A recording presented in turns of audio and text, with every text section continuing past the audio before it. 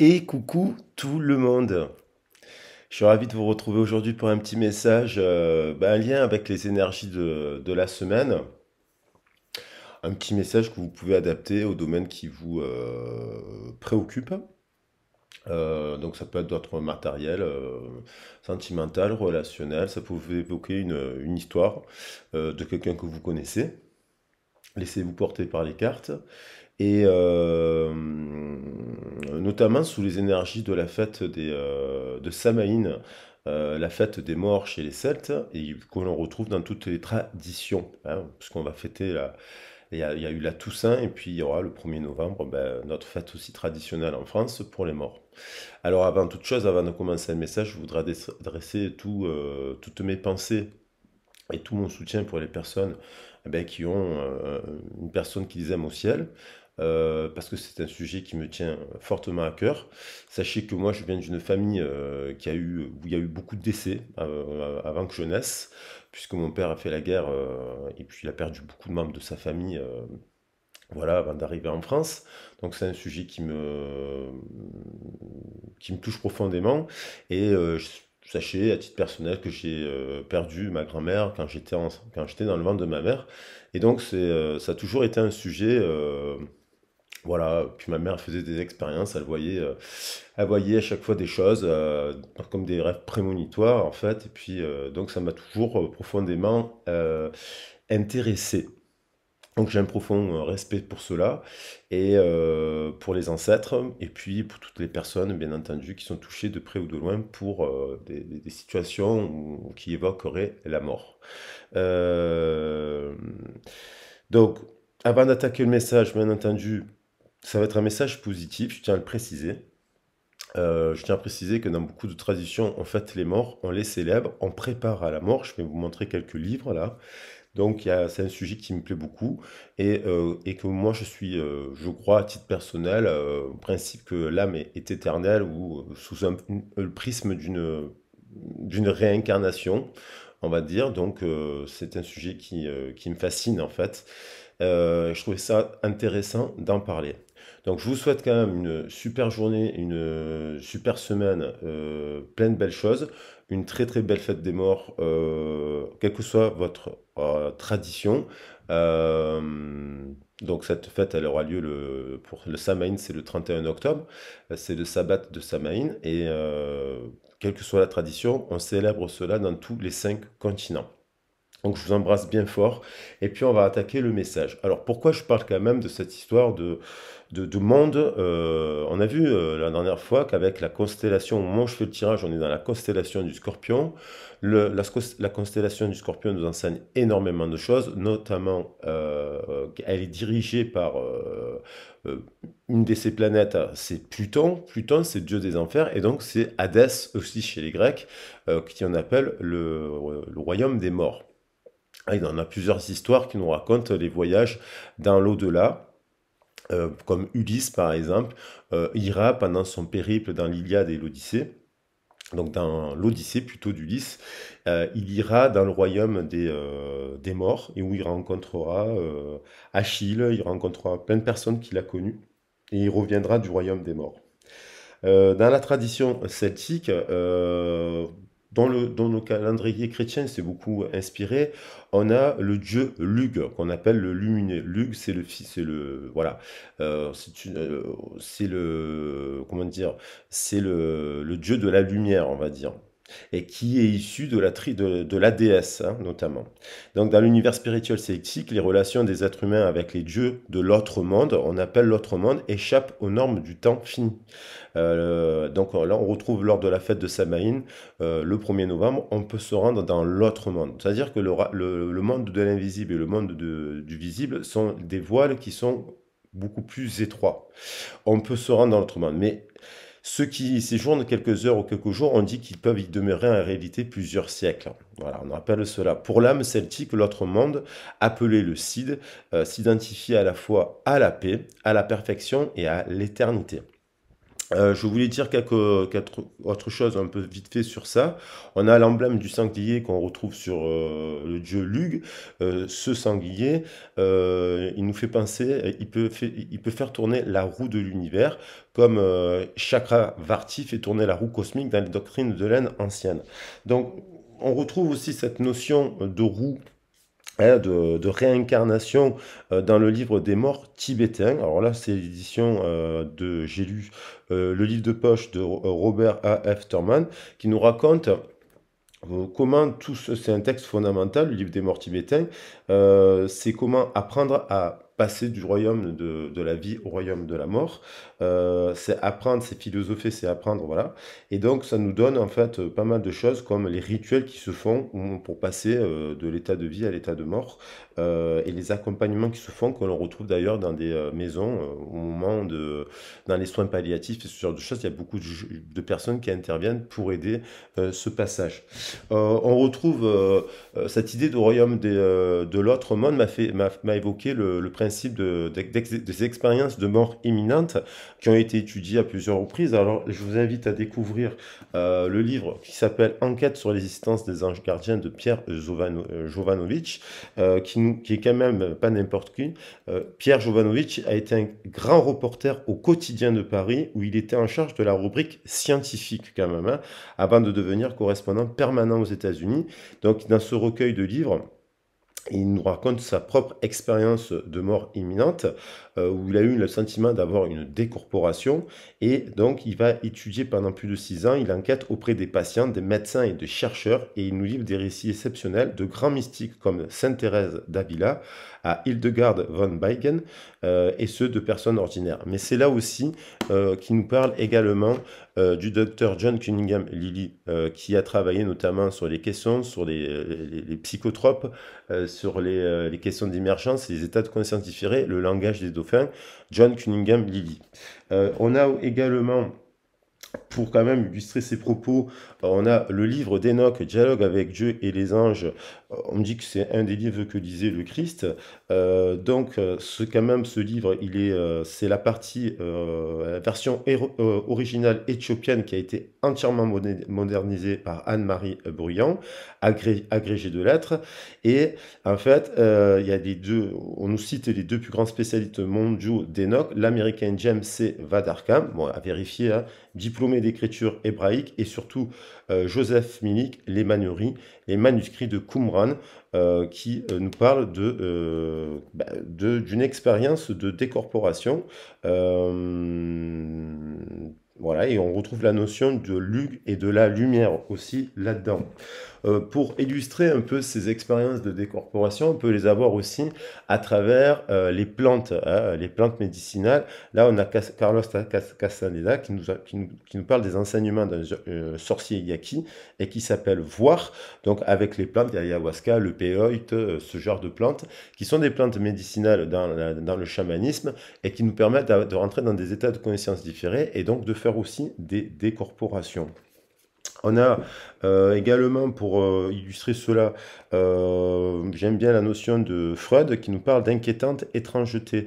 Alors ça, c'est Lou Heimlich, ça va plus loin que l'expérience de mort imminente, mais ça peut nous parler de situations où d'un coup on est dans des états de rêverie. Par exemple, on est dans un train et puis on regarde les images défiler par la fenêtre, puis d'un coup on a l'impression d'être ailleurs ou quelque chose qui nous paraît familier, notre maison intérieure nous paraît différente et un peu inquiétante. Voilà, et puis pour parler d'autres travaux, on a aussi les portes de la perception d'Aldous Huxley, qui va faire des tests avec la mescaline et qui va rentrer avec le cactus indien qui procure des visions colorées et d'expériences, voilà, de phénomènes psychologiques. Et puis, bien entendu, on pourrait parler de Mircea Eliade, Mythe, rêve et mystère, et de Carl Gustav Jung, Métamorphose de l'âme et de ses symboles. Entre autres, hein, j'ai voulu juste illustrer ça vite fait. Donc, donc tout ça pour dire que j'ai le sentiment quand même qu'il y a plusieurs cas de figure, mais je sens quand même une personne qui peut faire une expérience de ce type, soit à travers l'état de rêve, parce que le rêve est une petite mort en soi. On sait que physiquement, le cœur s'arrête de battre une seconde avant de repartir pendant qu'on dort. On a également le cas de figure d'une personne qui peut aller vivre une opération, une anesthésie, hein. Donc on a beaucoup d'expériences de mort imminente sous anesthésie avec des récits, des témoignages de gens qui disent j'ai le sentiment d'avoir vécu une décorporation. Et puis on a aussi, on peut avoir ces états-là, donc sous différents par la méditation, bien entendu, hein, rentrant dans le samadhi ou dans le nagwal chez les Indiens, les hindous. Et puis on peut être aussi dans ce rapport-là à travers des drogues. Donc ça peut être une personne qui prend des drogues, voire, oui, des médicaments qui altéreraient sa pensée, mais des drogues fortes comme le LSD, les champignons et ce genre de choses. Une personne qui pourrait prendre ce type de choses et qui fait ce type d'expérience et qui prend conscience de quelque chose. Alors j'ai gardé la carte du... je vais attaquer le tirage. J'ai gardé la carte de l'arcane sans nom, puisque je l'ai eu hier. Et j'ai gardé aussi le principe que j'ai eu hier pendant un tirage privé de vie antérieure qui a voulu revenir.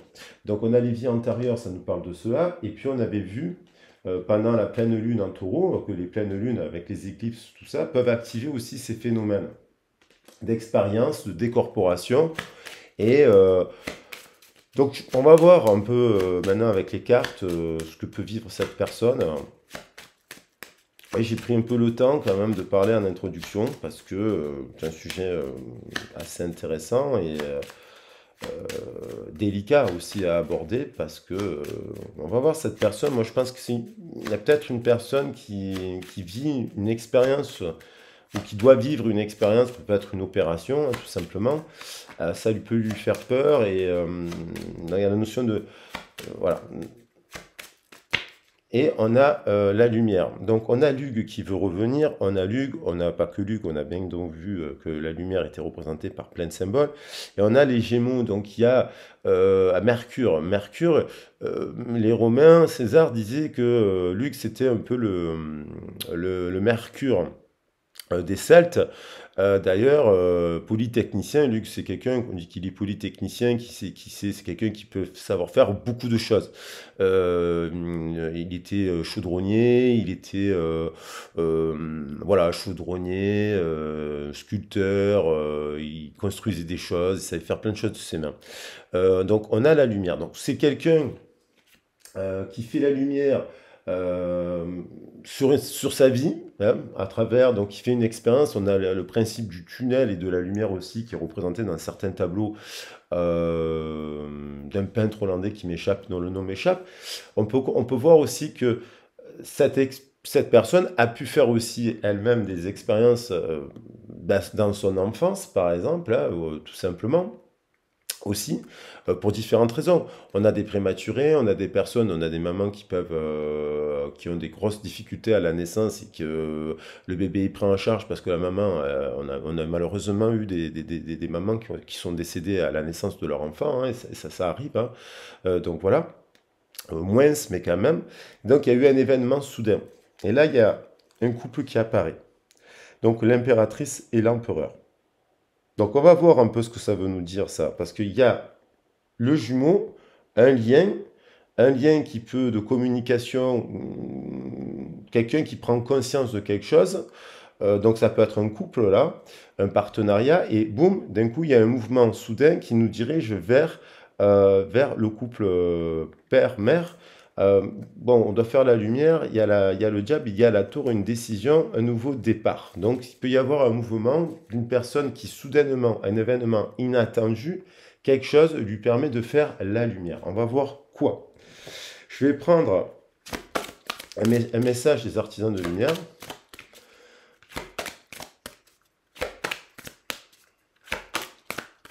Allez, celle-là, elle a voulu venir. On a le 44, le chiffre maître 44 avec le 7e rayon du rituel et de l'ordre cérémoniel. Alors, l'ordre cérémoniel, ça peut être, bien entendu, quelqu'un qui fait dans une cérémonie, justement, on parlait de rituel avec le Samaïn, au cours d'une expérience, elle peut soit parce qu'elle fait un stage de yoga tout simplement, soit parce qu'elle fait vraiment, elle est dans une approche comme ça, elle prend des plantes médicinales qui la met en contact avec son soleil intérieur, euh, et qu'elle réalise quelque chose, qu'elle fait comme une forme de guérison. Euh, je vais quand même lire le texte parce que c'est précis ça, à l'ordre cérémonial. Ça peut être justement par rapport à la cérémonie, quelqu'un qui prend conscience de quelque chose parce il va rendre hommage à ses ancêtres, tout simplement, et par la prière, il y a une prise de conscience aussi de choses, hein, tout simplement. De l'importance de quelque chose, quoi, de l'importance de la vie, je pense, en fait. Donc du coup, on a euh, voilà, quelque chose de nouveau est en train de se former, quelque chose qui sera bénéfique pour votre monde. Il peut y avoir un intérêt accru pour la magie, les rituels cérémoniels à des fins de guérison. Allez, alors les rites de guérison, ça peut être faire des jeûnes, se plonger dans des états de méditation intense, faire du yoga intensivement, faire, vous voyez, ce genre de choses. Le septième rayon résonne avec la lumière violette à la fréquence élevée et l'archange Dactyl. Il aide à la transmutation de l'énergie des fréquences basses aux fréquences supérieures. C'est un agent nettoyant spirituel qui permet la vérité de la liberté spirituelle, la capacité et le choix d'être vu, senti, redonnant au cœur de l'espoir et de la joie. On nous dit qu'il est très actif actuellement, ce rayon sur la Terre à l'heure actuelle. Il affecte toute l'humanité. Le septième rayon est tiraillé entre l'ancien et le nouveau. Vous voyez, la vie d'avant qui ne peut plus continuer sous la même forme et la nouvelle vie qui veut émerger à partir de l'ancienne. Il respecte les traditions et la sagesse ancestrale qui servent la nouvelle vie.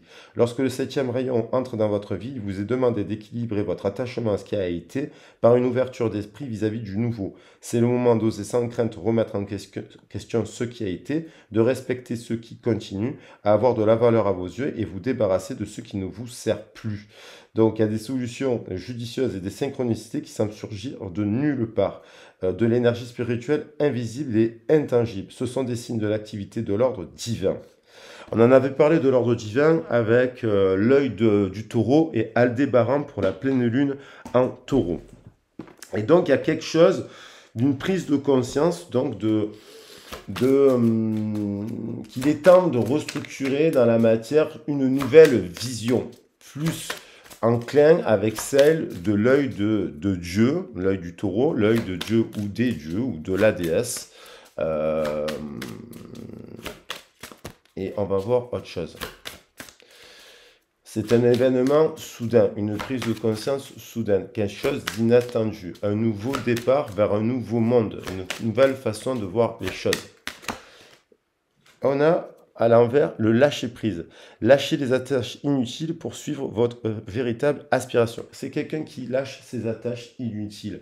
Alors ça peut être des dépendances, hein. Je vous protège, ressentez mes ailes qui vous enveloppent d'amour et de sécurité. C'est quelqu'un qui est guidé par une énergie de prise de conscience. Soit ça peut être vous qui lui faites prendre conscience quelque chose, bien entendu, à travers votre rapport à la spiritualité. Mais ça peut être quelqu'un qui travaille un peu dans ce champ énergétique et qui comprend qu'elle doit lâcher des habitudes anciennes qui ne sont plus bonnes pour elle, pour s'affirmer dans un groupe, dans sa famille, dans ses amis, dans son entourage, pour affirmer son chemin de vie, en fait, son nouveau chemin de vie. Et là, elle se dirige vers quelque chose, vers un couple sacré, hein, plus au reflet de son image, plus au reflet du jumeau, en fait, de son alter ego. Allez, et on a la joie avec le langage des dauphins, on retrouve encore ce couple. La joie vous connecte à votre âme et ouvre le chemin de l'émerveillement. Alors là, c'est de l'ordre aussi dans les relations sentimentales de la communication intrasensorielle, extrasensorielle, intrasensorielle, l'infrason. L'infrason, parce que les dauphins ont une manière de communiquer, ils ont été étudiés, ils communiquent à distance, ils communiquent par les sons de guérison, ils s'envoient des sons, ils les captent à je ne sais pas combien de centaines, voire même des milliers de kilomètres. Et ces dauphins ont été notamment étudiés par John Cunningham Lilly. Donc je vous invite à regarder ces travaux. Et on sait qu'il y a des communications extrasensorielles. On ne communique pas que par les 5 sens. c'est pas de la magie, c'est des sciences, quoi. La magie est science. Par contre, pour entrer dans cela, dans cette roue-là, il faut quand même être centré, ancré, hein. Si on décorpore et qu'on ne remet pas les pieds sur terre, bon, on peut rester perché. Donc, il peut y avoir le problème d'une crise de transe délirium tremens, d'une de bouffées de peur et d'anxiété phobique, ou quoi, des choses fortes là, en fait, qui peuvent nous... voilà, donc ça, il faut faire attention à cela, à rester bien ancré. Et en fait, je vais prendre quand même des messages des oracles des rebelles sacrés, euh, d'Alana Fairchild, que j'aime beaucoup, et qui nous enseigne ce qui en vaut la peine, en fait. Donc, on va voir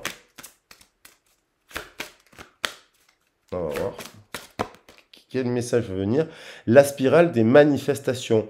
Donc, on retrouve la spirale des manifestations, ça m'évoque le tunnel. Lorsqu'on rentre en alignement, lorsqu'on est en canalisation et avec les 7 chakras alignés à l'intérieur de nous, en respiration ventrale, si on fait du yoga nidra ou ce genre de choses, voilà, de travail sur la respiration, boum, on ouvre le troisième œil, on ouvre les 7 chakras, il y a comme une colonne de lumière qui rentre et on a l'impression de rentrer dans une forme de spirale. C'est un peu l'expérience de décorporation que fera Enoch. Enoch, que certains appellent comme Métraton, Sandalphon, Mekilséchiel, comme celui qui a pu atteindre le royaume des anges, on va dire. Et on nous parle de la spirale des manifestations. La spirale des manifestations, c'est aussi ce que l'on manifeste à l'intérieur, on le manifeste à l'extérieur. Donc si on manifeste des choses, des peurs, de la négativité, des phobies, des craintes, on va attirer à soi, on va manifester à soi des peurs, des gens qui seront... Si on manifeste le principe d'être un sauveur, on va attirer à soi une victime. Et inversement, si on se positionne comme victime, on va attirer à soi un sauveur. Donc ça, c'est la spirale des manifestations. Lorsqu'on se libère de la norme, eh ben, je vais le prendre, cette carte, on va se diriger au-delà de ce qui est normal, hein. Et en tant que parent, c'est en équilibre. Dans la continuité, on est au-delà de ce qui nous semble normal, c'est-à-dire on va rentrer dans le paranormal. Il y a des choses que l'on ne peut pas... Alors, bien entendu, ça passe par des tempêtes, hein, mais il y a des choses qu'on ne peut pas expliquer par la logique dans la vie. Il y a des situations qui se produisent dans la vie qui ne sont pas explicables par la logique, qui sont explicables par le surnaturel, ou l'occulte, ou le paranormal. Et puis, on a ce qui en vaut la peine. On voit bien qu'est-ce qui vaut la peine. Une personne qui se dit, qu'est-ce qui en vaut la peine dans cette vie? Qu'est-ce qui vaut la peine d'être vécu dans cette vie? Une personne qui prend conscience de cela, de l'importance de ce qui vaut la peine d'être vécu. Vous êtes dans le monde avec le 34. Voilà. Donc, cette personne, elle a quand même une sacrée prise de conscience là par rapport à ces expériences qu'elle vit dans la matière. On va voir un peu plus avec la triade l'état général de cette personne. Puis je prendrai le tarot des sorcières pour voir un peu l'émotionnel. Là, on va dire qu'on était un peu dans le spirituel, on va voir un peu dans la matière là. Je prends un peu de café pour me déshydrater. Et j'espère que vous allez bien les loups. Je vous embrasse bien fort. Je vous souhaite une très très belle semaine. Alors, là, on a encore le principe de mutation, de transmutation de 7. 1 et 6, 7. La mutation, prise de conscience par rapport à ses racines, par rapport à ses origines. Alors, on pourrait parler dans la tradition celtique de l'arbre Yggdrasil, dont les racines plongent, hein, qui traversent plusieurs mondes, l'arbre Yggdrasil. Hein. Il est traversé par, je crois qu'il traverse les 9 mondes. Et il y a un combat qui se fait entre l'aigle et le serpent. Donc c'est un rapport, c'est un lien entre l'ombre et la lumière. Il y a une transmutation là. Il y a une mutation de ses origines, sur les origines. On retrouve quand même un événement à l'origine un peu qui a pu faire la spécificité de la personne. Alors, quel événement? Parce qu'on peut vivre des événements dans son enfance un peu atypiques, comme le décès d'une personne et compagnie, mais sans en être trop marqué. Et puis, on peut vivre d'autres événements hein, chaotiques. Ben, le 16 nous renvoie à la tour. Dans les générations précédentes, il y a eu des guerres, malheureusement. Et donc, ce qui fait que 16 et 1, 17, il y a une prise de conscience que sur les étoiles, sur les origines de nos mondes, de notre monde, on a le message. Il y a aussi une personne qui prend conscience, 3 et 9, qu'il est temps aussi d'ouvrir une nouvelle page. Alors, je parlais des étoiles. Les étoiles, ça peut nous parler, bien entendu, des passions, des sphères de la vie, de ce qui vaut la peine d'être vécu. Si une personne a pris pendant toute sa vie des drogues, au bout d'un moment, elle peut très bien se dire, bon, c'est quoi? Il y a peut-être autre chose à vivre que prendre des drogues. Il y a peut-être d'autres choses à découvrir dans la matière. Je sais pas, la musique, la poésie, l'art, je sais pas, plein d'autres choses à faire.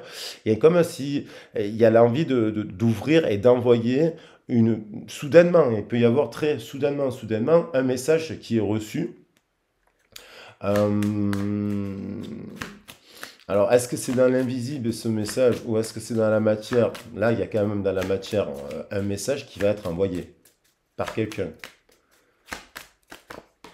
Et puis, vous voyez, on a le message et on a le silence. Quand même quelqu'un qui doute, qui se pose des questions, qui n'a pas confiance sur la réception de ce message. C'est-à-dire le désir d'envoyer prise de conscience, par exemple, qui a un lien de type alter ego, là, et travail, famille, ce genre de choses. Vous l'adaptez sentimental ou pas. Et on a quelqu'un qui n'a pas confiance. Plexus solaire, silence.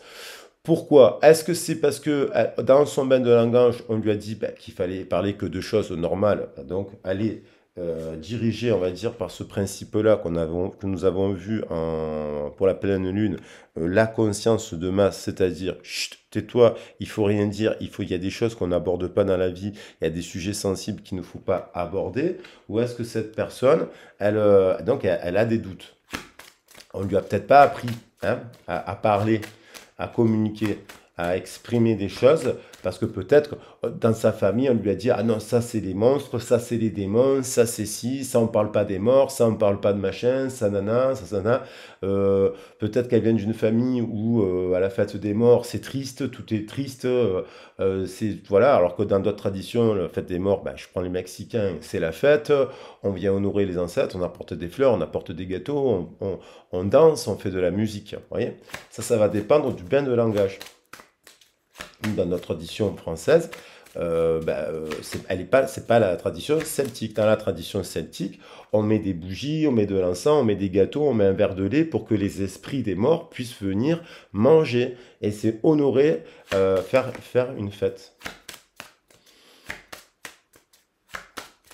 Donc le rapport entre Eros et j'avais dit Tatanos en enfant, mais Thanatos plutôt. Voilà.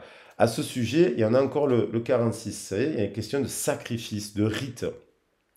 À ce sujet, ça m'évoque aussi un livre qui s'appelle Les Thanatonautes de Bernard Weber. Je vous invite à le lire aussi, Les Thanatonautes, où c'est des personnes qui arrivent à plonger finalement dans le royaume des âmes et à rentrer dans ce royaume. Ils voyagent dans l'âme et donc c'est très intéressant aussi. C'est une forme de décorporation.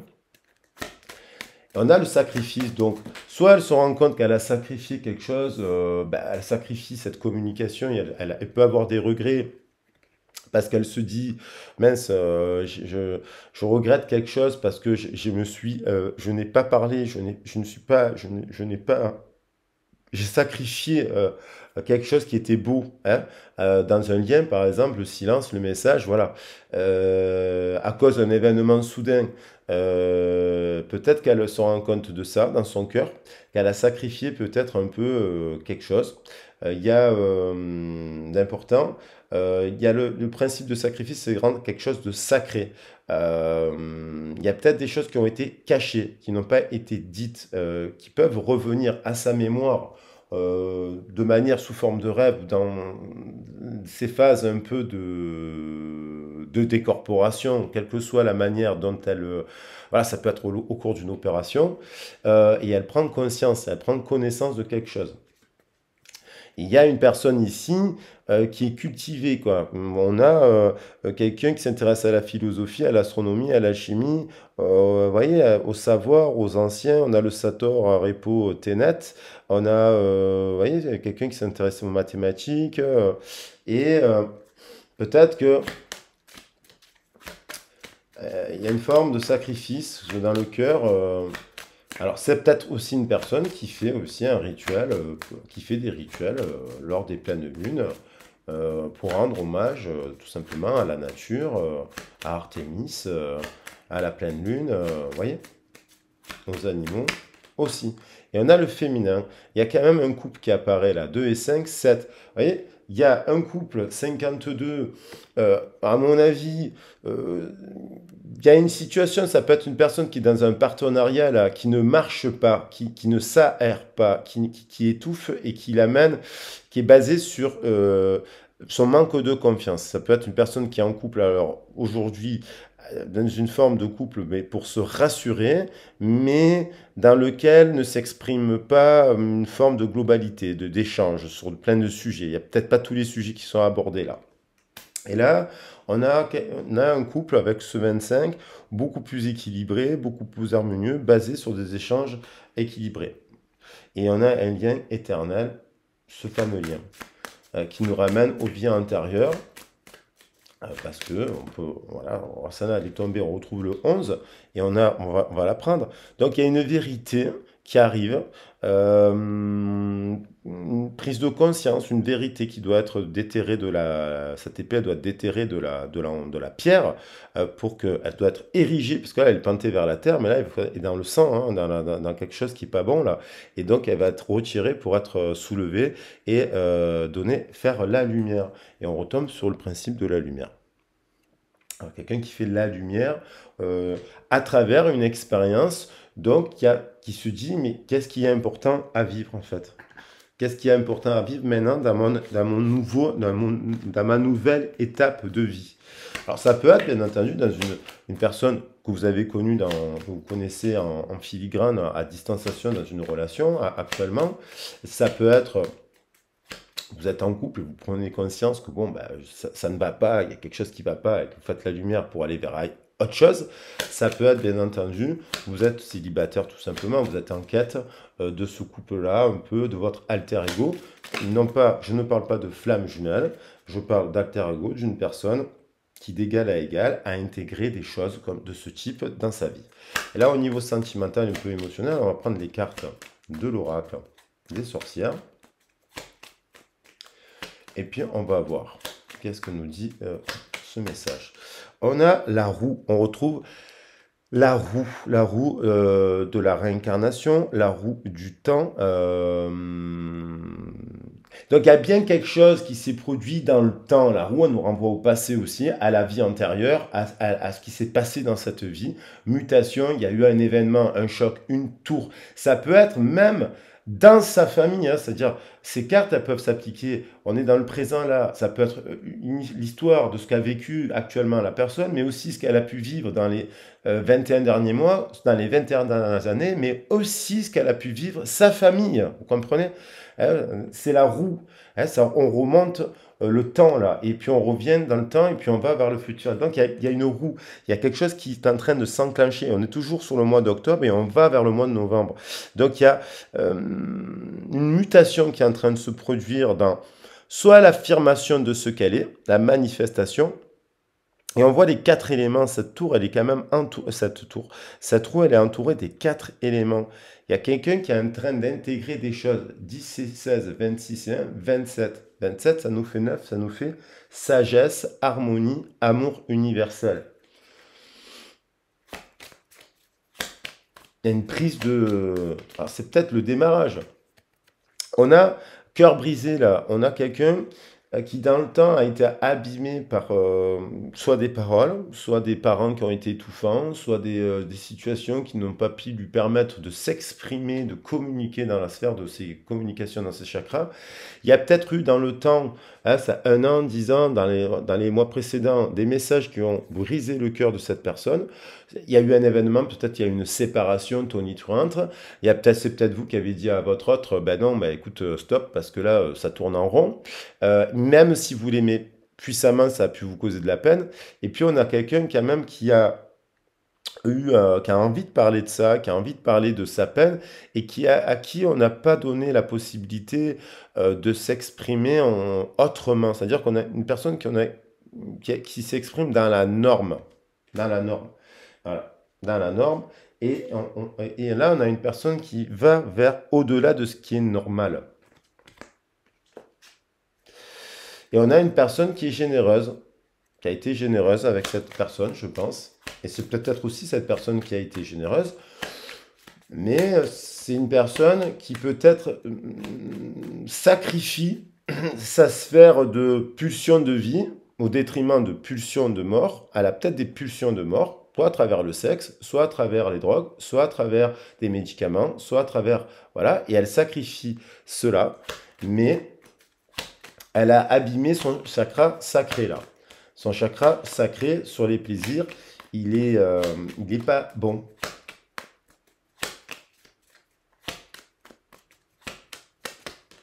On a quelqu'un qui a le cœur brisé.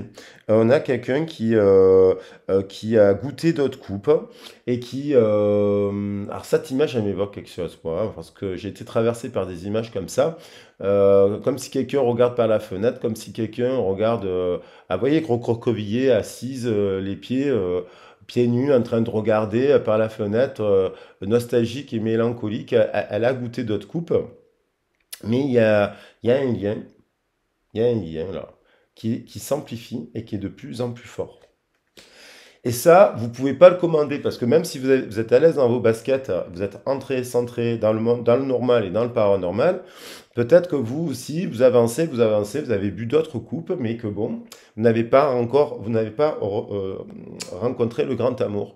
Et soit vous l'avez déjà rencontré et en fait vous vous dites, parce que des fois on rencontre une personne, on a beau dire oui, il faut pas rester dans le passé, il faut pas être dans l'attente et compagnie, ce genre de choses, mais on avance, il y a des gens qui sont très épanouis. Moi je connais plein de gens, d'ailleurs que j'ai en guidance privée et compagnie, qui sont super épanouis et compagnie, et c'est là, qui font plein de choses dans leur vie, qui ont fait plein de choses dans leur vie, et qui sont vraiment très épanouis, mais on ne tombe pas amoureux comme ça du jour au lendemain. Et donc, il y a des liens qui restent plus forts, et qui vous... bah, il y avait la mandragore. Alors, la mandragore, c'est filtre d'amour. On a vu par là, je vous invite à regarder le message de la pleine lune si vous ne l'avez pas lu, je vous le mettrai dans la vidéo. Puis je vous mettrai le message de la constellation du Scorpion et de la pleine lune en Taureau parce qu'ils sont liés et c'est les énergies du moment. On a quand même quelqu'un qui réalise, à mon avis, qui a il y a une grande histoire d'amour là en fait, qui est plus forte dans le cœur, ça nous prend dans le cœur, vous voyez? C'est sacré, c'est strong, ouais. C'est fort, c'est comme ça en fait. Ah, je l'adore cette carte. Ah, je vais la mettre parce qu'elle illustre ce lien. Elle illustre ce lien, c'est un peu la lumière et le soleil là. Le lion qu'on retrouve ici avec le soleil aussi. Il y a un lien, comme s'il y avait un groupe d'appartenance, hein, avec les étoiles là, qu'on avait là. Un lien, une famille d'âmes. Et qu'on avait ça, comme si cette personne se dit, j'ai sacrifié un lien avec une personne de ma famille d'âmes.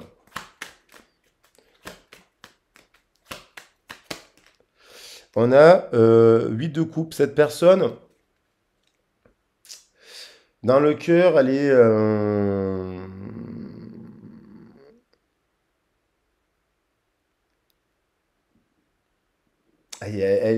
quand même un peu blessée. Mais elle est quand même un peu blessée dans son cœur, là.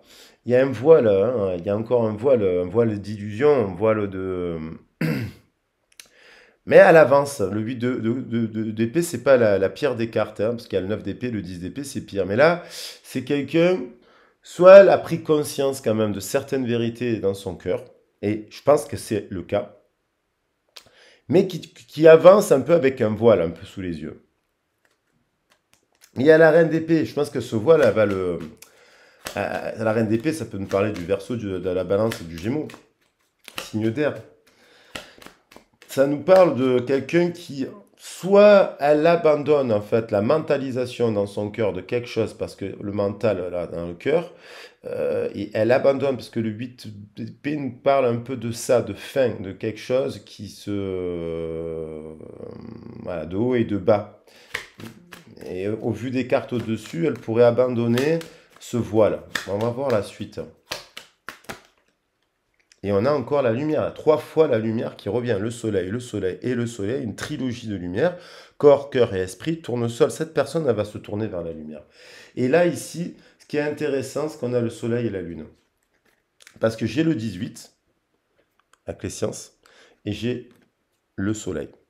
Donc il y a une couple vraiment qui est cosmique, dans le sens... Alors, c'est pas forcément le plus simple à vivre. Parce que cosmique, c'est un peu l'idéal et c'est un peu ce qui nous chamboule beaucoup, quoi, en amour.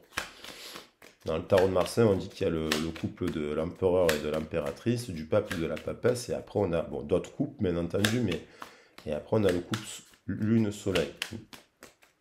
Là, ils se suivent bien, lune-soleil, c'est pas mal.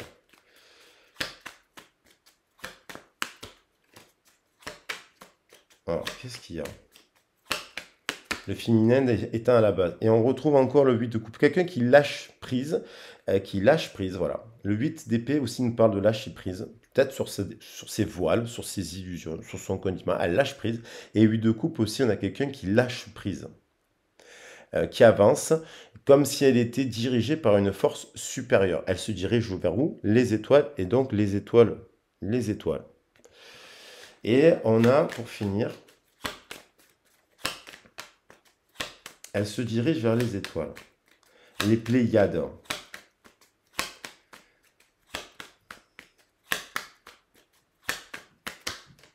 Et on a le Verseau, les étoiles. Donc il y a un lien, The Star, magnifique. On a un lien très puissant.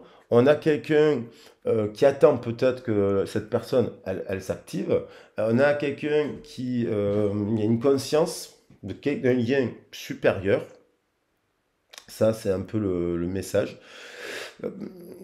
Qui a des communications de l'ordre d'un invisible. Voilà, parce qu'on est dans le royaume, un peu dans l'autre monde, l'au-delà, qui a une autre façon de voir les choses. Cette personne, elle a un rôle à jouer dans sa communauté, je pense, parce qu'elle a des choses à leur apprendre. Et voilà. Et je vais prendre pour finir un message des âmes sœurs. En tout cas, il y a quelque chose qui a été, qui doit être parlé là, qui va être parlé, parce qu'il y a le message, mais quelque chose qui l'a affecté, que peut-être vous en avez conscience. Vous avez essayé d'aborder le sujet avec cette personne, vous avez capté qu'elle avait vécu quelque chose dans son enfance ou dans son adolescence qu'elle n'a pas verbalisé. Peut-être qu'elle ne nous a pas dit qu'elle a été maltraitée dans le sens, on l'a humiliée, on s'est moqué d'elle, tout simplement, pas quelque chose de si grave. Peut-être qu'elle a vécu des choses beaucoup plus graves qu'elle ne vous a pas dit. Parce que on ne parle pas d'inceste comme ça, on ne parle pas de viol, on ne parle pas de trucs comme ça. C'est pas simple. Dans la famille, mais ça peut être plus léger, mais ça peut être que cette personne étant s'est sentie différente dès le début. On s'est senti un peu à part, on s'est un peu moqué d'elle, sur ses cheveux, sur sa coupe, sur ses tenues, sur sa façon de s'exprimer, homme ou femme. Hein. Elle est passée pour la folle, elle passe pour la folle, elle passe pour quelqu'un de différente. Mais au jour d'aujourd'hui, je pense que c'est quelqu'un qui revient à la lumière.